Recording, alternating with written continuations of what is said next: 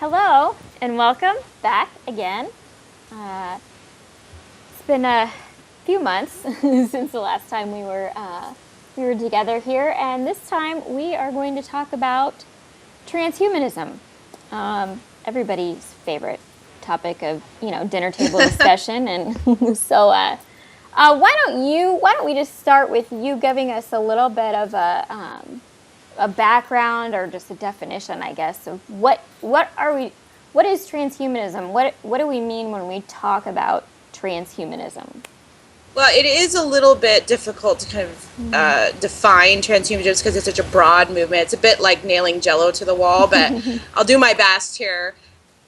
Transhumanism is this movement that wants to take technology and apply it, not just to disease and illness or, disability, but use it to take otherwise healthy individuals beyond human, because that's what transhuman means, beyond human.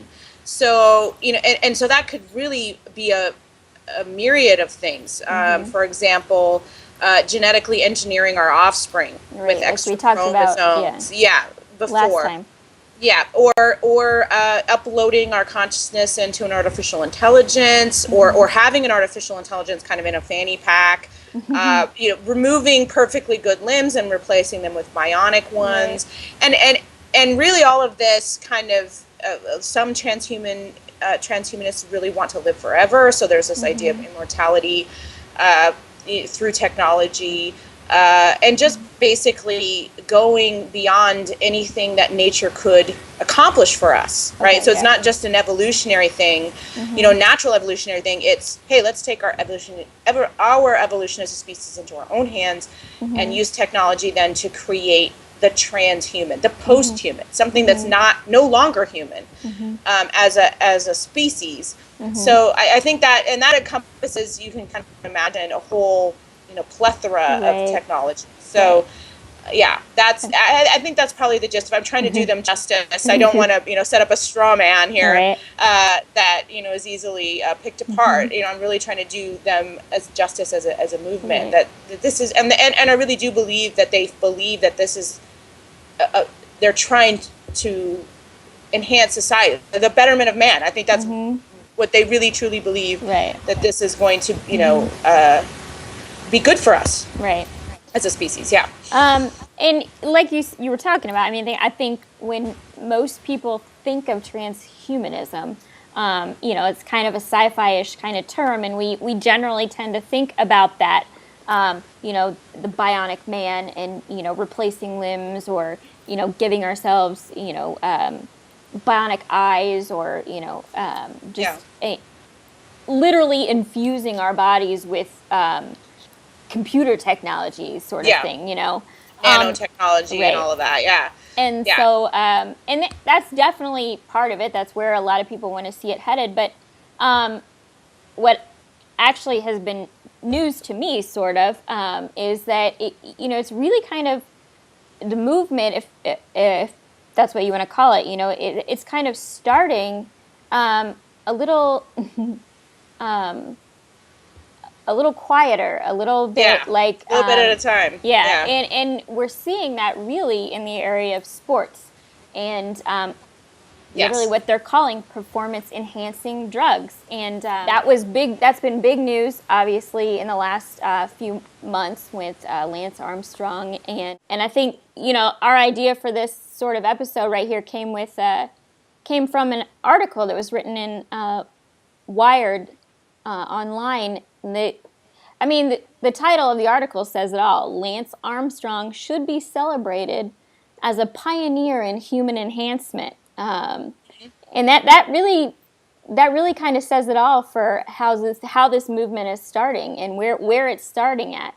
And the author of the article, Andy Maya, he's the director of Creative Futures Institute at the University of West Scotland. And, some of the things he says, why on earth should we make a fuss about doping technologies that makes athletes perform better? This is the purpose of their activity. And you wrote a kind of response article already. Kind of give us a little bit of that. Why we should be concerned about that. Why we should be concerned. Mm-hmm. Well, yeah, I mean, that article was very convincing, and it's very kind of scary to me that the average person really kind of falls for that argument of, well, sport is about being the best, right? Mm-hmm. and winning, and so why wouldn't we just allow whatever the athlete wants to do to their own body, mm-hmm. To be the best? And unfortunately, while the author of this article and others who agree with him would see, Lance Armstrong as a pioneer, as kind of a hero story of mm-hmm. human enhancement, I see it as a cautionary tale, mm-hmm. because here you have Lance Armstrong taking something called EPO, mm-hmm. which basically increases the red blood cell, count in the blood, which, helps with oxygen delivery, that boosts performance. I mean, the problem is, if you're not anemic, mm-hmm. EPO is dangerous because it thickens the viscosity of the blood. It can cause, thrombosis, stroke.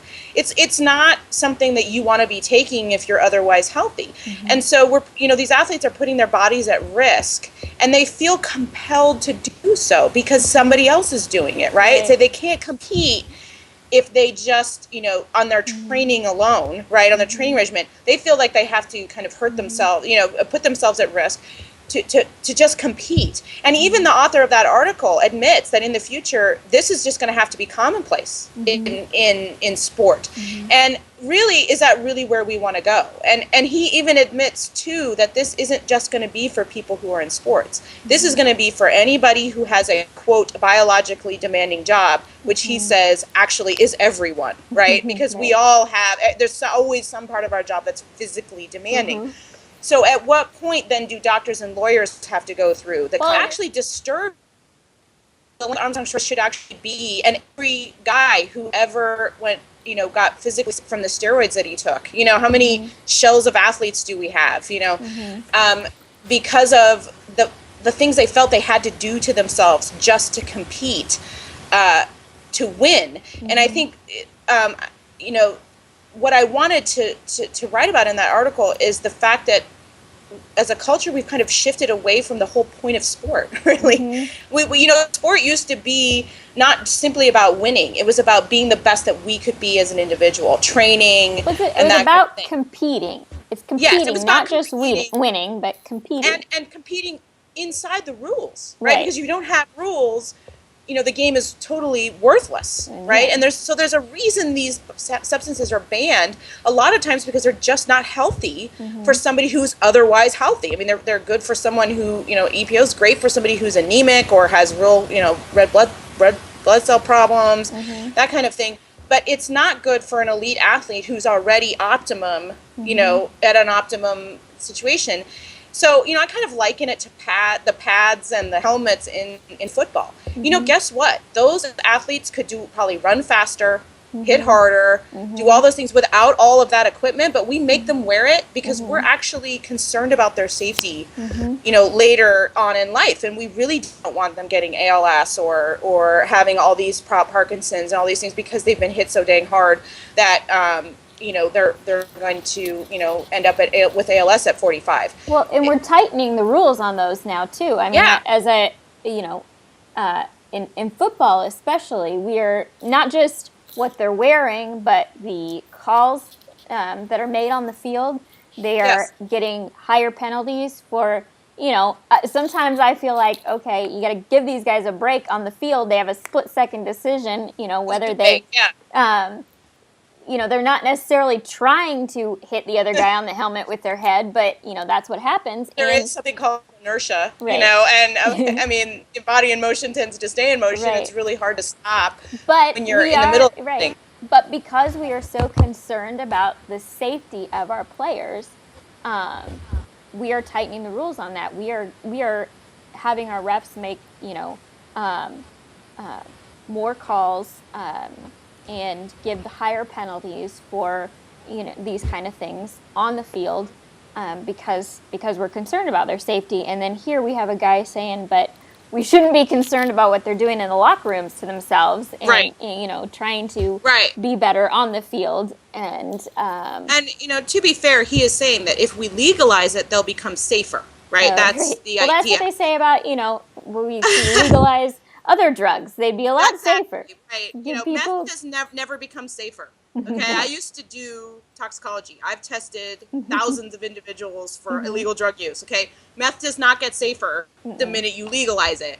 So, and you know, and I think that's the problem. I think as sport goes, we go. If we start saying, okay, it's okay to not have a level playing field, right? Whatever you can get your hands on, you know, whatever you can afford, or whatever the, you know, the latest thing is, and you're going to experiment with that on your person. That's the way the rest of us will go, and I'm absolutely positive of that. In fact, the author of that article flat out said it, right? That this isn't going to be limited to athletes, and that's where I'm, you know, the most concerned. I think if we don't realize that coercion that the athletes feel, you want to feel that in your daily life. You want your kid to be a doctor or lawyer, you're going to have to start giving them, you know, cognitive enhancing drugs at a young age. Is that what's going to have to happen? Right. Just so they can get in? I mean, is where are we going to draw the line here? And I really feel like there is no line to be drawn. I mean, eventually we're going to have, like this author, you know, wrote about in a different article on Huffington Post, that we're going to have a transhuman games, where the latest upgrades, including, you know, bionic limbs, eyes, that kind of thing, you know, those are going to be the Olympics. You know, right, but in that article he talked about another athlete, Oscar Pistorius, and he talked about, because he was an Australian, I believe, and he was born without his legs. A bone in his lower leg. Right. Yeah, he was just born without them. He's grown up using prosthetics. Yes. And if anybody who's watched the Paralympic Games, you know, you've seen all of the runners have, you know, you've got runners with one, or, you know, Oscar has two, and they've got these, you know, they look like, they call them the blades, you know. And he's been trying to compete in the regular Olympics for able-bodied athletes, and for the longest time they wouldn't let him in because they were thinking that his prosthetics, that his blades gave him a better advantage. And so, you know, that other article you were talking about that he wrote, he mentioned Oscar in that article, but the difference is that Oscar Pistorius actually needs those artificial limbs. just to walk, you know. Right. And really, see, this is what's so subtle about transhumanism, and why transhumanists are really seductive, you know, because they keep pointing to things that we really like that we're really into, like giving people who without limbs prosthetic limbs in which they can compete, or vaccinations, or fluoridated water. I mean, these things, you know, basically take a natural process and just allow that, you know, kind of kick that into gear, right, and give you immunity and stronger teeth. You know, you're not going to have super strong, you know, superhuman strong teeth, or you know, super immunity to everything. It's just natural body responses, you know. And in the case of Oscar, he had needed those prosthetic limbs, and so we think, oh, okay, so I guess I'm a transhumanist too if I think that's cool, you know. But you're not, because the transhumanist doesn't want just people without limbs to have prosthetic limbs. I mean, they would love it if all of us could have prosthetic limbs. And so that means, you know, a guy who wants to be in the NFL having his arm cut off to put a bionic arm on so that he can play in the new, you know, transhuman NFL league. And really, I think that is the point. I mean, we just have to. I can just imagine in the future, you know, those special interest stories for the Olympics, where we see how hard the athletes have trained to get where they are, the hardships that they've had to gone through. Well, imagine, you know, a series on a guy who had to have both of his limbs removed to have the bionic legs that he's going to run on. I mean, those just really aren't or the search for that perfect performance enhancing drug. You know, all the side effects they had to go through and everything. But that isn't sport. That isn't the way. You know, we were meant. That has completely lost the point of sport, and I think that's what I'm trying to say. And I think there was in a Nature article, there's this really great quote from an amateur athlete. He was also a cyclist, and he says, I could probably do a 4-mile climb much better with EPO, he says, which is what Lance Armstrong took. But I could also do it much better if I put a motor on my bike. That's not the point of the sport, okay? Right. And neither are drugs. And I think, neither are purposefully getting prosthetic limbs. If you want to be faster, just get on a motorcycle. And just going back to that, basically comparing these Paralympians to, maybe some future transhumanist game. I mean, to me, that's kind of an insult to the Paralympians, who, for the most part, I mean, I'm okay with where I'm at, in my situation, and I'm sure they are too. But would I love to actually be able to walk again? Yes, I'm sure they would love to actually have their regular limbs back, or to begin with, or whatever. It's like, and as Oscar found out, I mean, didn't really give him much of an advantage in the actual games. Now it was his first games or whatever. He didn't advance to the finals, but it's kind of an insult to what we do for those of us who actually need this technology to function as a more normal, able-bodied person. And that's what technology is meant to be for. And I think that's what we as a society, not necessarily, a government intervention. I mean, a lot of people accuse me of saying that, I want the government to control every part of our lives. This is a cultural thing. We as a cultural need to say, we are going to limit technologies for therapeutic purposes, prosthetics for people who need them, digital prosthetic eyes for the blind. I have of course we would appreciate, replacement hips, those kinds of things. Absolutely. But once we start kind of applying those in a, especially when it's super invasive, like getting rid of the eyes that you have already, super invasive kind of situation, we have to say that's enhancement. And we're not going to stand for that as a society, because if we don't draw the line, eventually we will be coerced into those things, because inherent in the transhumanist movement, which is unfortunate, I'm sure not all transhumanists are like this, but a lot of them I've read basically want to confer rights on ability level, right? Not on biology. Right. So while a newborn human baby would not be considered a person, right, a gorilla would. Okay, so here you have a situation where there may be a time where if you're not enhanced in some way, you're not actually considered a person anymore. And that sounds extreme and super science, super science fiction, but can we just take this logically where it's going to go? Can we stop being bedazzled by the technology and our childhood dreams of being a superhero and think about what it is where this is going to bring us, right? If we start embracing this, and you and I discussed that I'm actually frankly sick of listening to sportscasters talk about this without any kind of logical thought process. Right. I mean, they keep equating performance enhancing drugs with just having gym time. Right. They're not the same thing. Okay, let's be honest. All right. Performance enhancing drugs change the chemistry of the body to their detriment, possibly. Stroke and thrombosis are nothing to play around with. Right. Your gym time, increased gym time is not going to do that to you, or increased track time, or better trainers, or whatever. I mean, this is, let's be logical about this. Well, and let's say that there is a line to be drawn. Obviously, yes, somebody's always going to have an advantage, and they're always going to be trying to get an edge. Like I was listening to some sports analysts talking about it, and they're like, okay, well, if once you start testing for this, that, or the other thing, they're just going to find something else to give them an edge, whether it's deer antler spray or whatever. There's always going to be something else, yeah. Right, but I mean, obviously, no, we can't control everything, but that doesn't mean we should allow everything. Right. And I mean, yeah, and I think that's what we need to get back to, I think, is this idea that sport may have more purposes other than just winning, right? Because, I mean, I have 4 kids that play sports, and some of my favorite games are the ones they lost, because they're the ones where my child performed, competed at the highest level that they could compete for that single moment.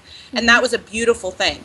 And, I remember a while back, there was some study done where the kids are dropping out of sports big time. And it's because they feel like, I'm never going to be a professional, so there's really no point in this. I'm not going to be the best at it, and I'm not going to be paid millions of dollars. And so I'm not going to do sports anymore. And I think we've just lost the idea of that. And I think if we keep going down this road, if we allow, if these sporting committees decide to allow these kind of performance enhancing drugs, I think we're going to have a generation of kids who are even more distorted about what sport is. That's really unfortunate because, because sports is, especially for younger kids, it's character building, it's, it's learning confidence, it's learning to be a team player. And so, the focus on, putting the focus on, trying to enhance yourself to be this super athlete so that you can win more games and make more money really does take away from all of that. And that is, I can see, that's not something I have actually thought of till you brought it up. I worry about what it's going to say to the next generation. I mean, they already have this kind of crazy, weird view of what sport is and what it's about. And we want to hold our athletes up to be heroes. And they want that, right? So is this really the road we want to go down? And, so far the Olympic Committee and all of these others, sporting regulatory bodies have said no way. I'm really hoping that stays that way and public sentiment doesn't shift. Because if it does, it really does not bode well for us in general as a species. I'm really kind of worried. As sport goes, we go, and so this is kind of disturbing. And we need to. I think we also need to stay firm on not rewarding these athletes. Everybody made a big deal when there were no baseball Hall of Fame inductees this year, last year, whenever it was, because so many of them were tainted with some sort of performance enhancing drug scandal, and quite frankly, I thought that was a good thing. I mean, it was want to stand firm and say this is. You do this stuff and you're not going to be rewarded for it in the future. Right. And so, I was concerned by that headline. Let's celebrate Lance Armstrong as a pioneer. Let's not. I'm not really excited about that. I don't want to celebrate him as a pioneer. I really don't. I want to see sports stay, as level a playing field as we can possibly get. It's never going to be perfect. Some people are always going to have a natural advantage, height-wise or stride-wise, strength-wise. But we can try to keep this as fair as possible. We need to for looking for the future and what we're outside of sports. Once this becomes more acceptable, it's going to become more acceptable outside of sports. And so there's definitely there's more involved in transhumanism than just this. I think this was a good start, a good way to kind of introduce the topic a little bit, but I think we definitely have some future episodes on our hands here with this. I just think it's really important that people start thinking about this and critically thinking about it. It's not something that at this point we need to get all up in arms about whatnot. In that sense, it's not we're not going to march on Washington over performance enhancing drugs. No. But at the same time, this is something we really need to talk to our kids about. We really need to be aware of. We need to realize the messages we're getting. Good. All right. Well, thanks again for joining me, and we'll definitely pick this up in another episode. Talk about some of the other issues involved with this. So, thanks again. All right. Thanks. This was fun.